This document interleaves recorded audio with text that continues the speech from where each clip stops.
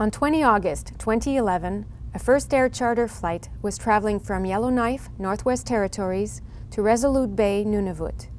This is an animation depicting the landing approach.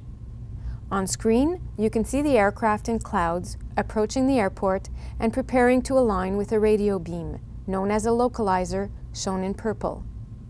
As the autopilot began to align the aircraft with the beam, it slightly overshot the center line. At around the same time, the autopilot inadvertently changed modes, preventing it from correcting for this, and so the aircraft continued on, roughly parallel to the planned flight path.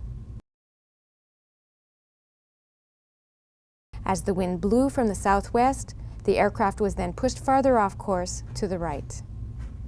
A compass error of roughly 17 degrees, meanwhile, meant the aircraft's instruments were displaying an incorrect heading. This likely gave the crew the incorrect impression they would eventually intercept the beam. Over the next few minutes, the pilots were busy getting ready to land and communicating with the control tower.